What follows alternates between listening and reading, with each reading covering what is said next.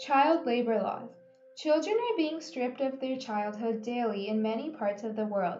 Child labor decreased a lot in North America after the Great Depression. Although what many people don't know is that child labor still exists today in some parts of North America. The lax federal labor laws allowed kids as young as 12 to work in tobacco fields. This is occurring even though there is continuous evidence that proves that children are getting acute nicotine poisoning from handling tobacco. 141 child tobacco workers aged 7 to 17 come from America's largest tobacco producing states, North Carolina, Kentucky, Tennessee, and Virginia. Child labor often occurs in areas that have sides of poverty. Many parents that face poverty send their children off to work due to their severe financial circumstances. It is also found that child labor is most common amongst rural areas. According to CNN, as of 2014, the top 11 countries facing the most child labor are Eritrea, Somalia, Congo, Myanmar, Sudan, Afghanistan, Pakistan, Zimbabwe, Yemen, Burundi, and Nigeria. Aside from these countries, many children in North Korea, India, and the Philippines also face child labor. A major movement against child labor is the Global March Against Child Labor. This is a global non-governmental organization. Trade unions, teachers, children, and individuals came together to fight against child labor. People from all over the world came together to partake in this event. The goal of this movement is to work together as a world and partake in eliminating and preventing all forms of child labor, slavery, and trafficking, and ensuring children to access free, good quality public education.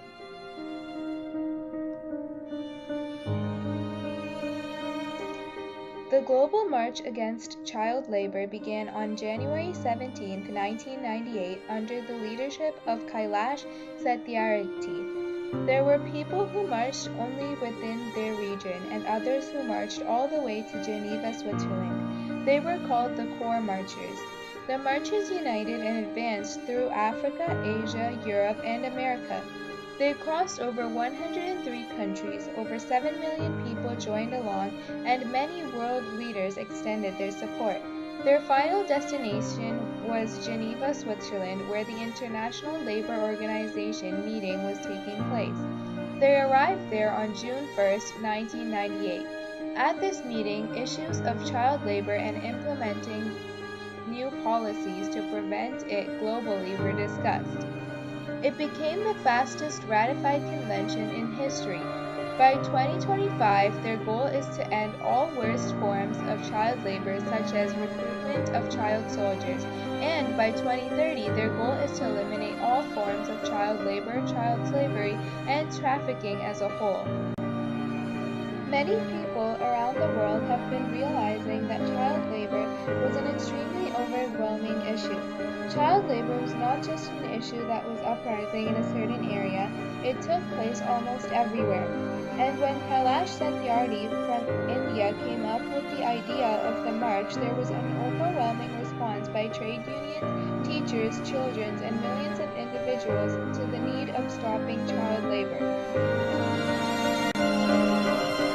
The first major event that was the main sprout of growth for this movement was on June 1, 1998 in Switzerland. It was the first major time that all the citizens of the world realized how many individuals actually cared about this issue and how it was an evident problem occurring all around the world. At the meeting, the marchers' opinions were heavily heard and considered while writing out the draft. Also, it became the fastest ratified convention in history. A negative impact on the movement was that during the beginning of the movement, even though there were millions of individuals who supported the cause and wanted to partake in it, they did not have much financial aid from big organizations. The second most important event so far throughout this movement is when many organizations came together and decided to support this movement of January 2002. These organizations are Educational International, Oxfam International, Action Aid, World Vision, Social Alert, World Confederation of Teachers, Save the Children Fund UK, Public Services International, Free the Children, and Manatees. There have been continuously many glory days for the social movement because a whole list of their goals have been accomplished: the achievement of the UN Sustainable Development Goals, the ratification and implementation of International Labour Organization (ILO's) core labor standards, in particular the child labour of minimum age of employment and on the worst forms of child labour, the implementation of and follow-up of the ILO's Declaration of Fundamental Principles and Rights at Work, the implementation of and follow-up to the UN Convention of the Rights of Child, compiling and dismantling broad framework of knowledge, making the organization a central point of reference on child labor, bringing together a range of stakeholders to build and strengthen a coherent worldwide movement for elimination of child labor, having a clear and measurable impact on policies and programs related to child labor through advocacy activities carried out in partnership with stakeholders, contributing significantly to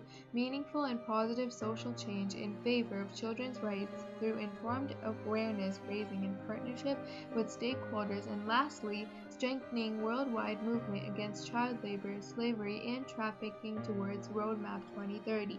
They're continuing to strive and successfully conquered all of these goals.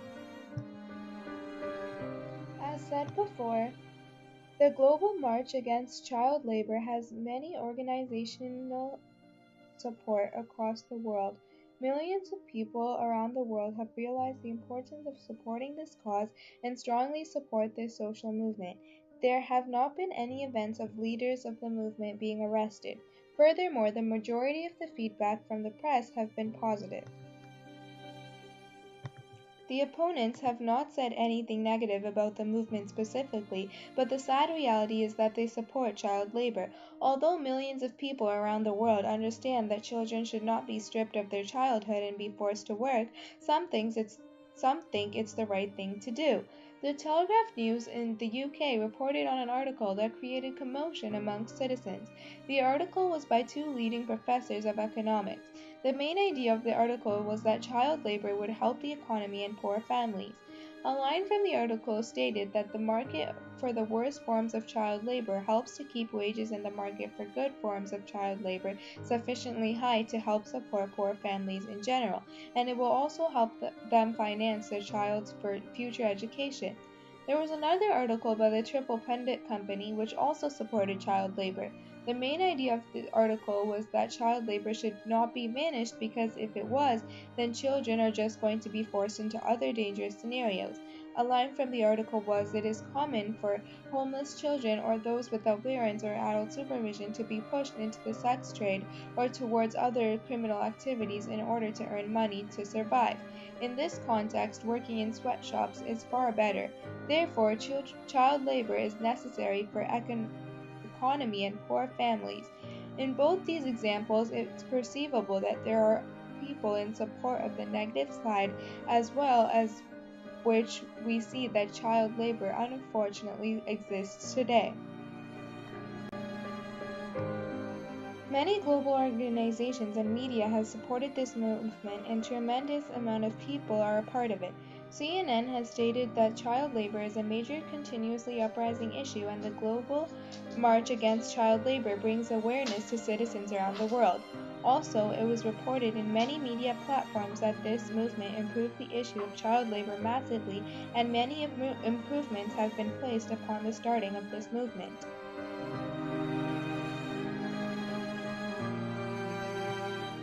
One form of propaganda that the social movement uses is bandwagon. An example of bandwagon is on their website. They continuously put up pop-up ads which exclaim millions of people are in support of this cause and you should be too. Then there is an option to join their campaign. Another form of propaganda is that they used transfer. On their website, they often say that well-renowned organizations are supporting them and they list their names.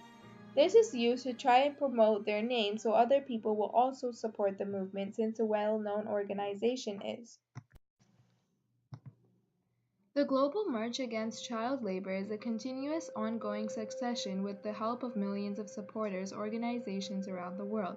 This social movement has accomplished several goals and has evidently reduced child labor and implemented many new policies. Although this movement has seen success because of people still existing in the world who have an opposite view on child labor, it is still occurring in places around the world.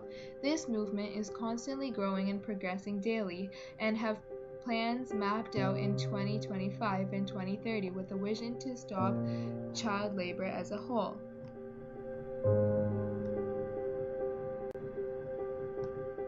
This social movement has had a massive impact on individuals and on society. Millions of people around the world have understood the depths of injustice that is occurring to children around the world and are supporting this cause. Child labor is an existing problematic issue that has been occurring over decades without a solution. The movement of Global March against child labor has been the light at the end of the tunnel and is continuously scraping away this issue. This is also a major source of awareness for people and it helps them understand the unfortunate scenarios taking place in the world. Childhood is probably one of the best times of anyone's life. It's the time where you're able to explore the world, stay under your parents' shadow, and not have a care or responsibility. Childhood is something that should be cherished. It's something that's admirable and the pure sight of innocence. No one has the right to take away someone's childhood. Let a child be a child.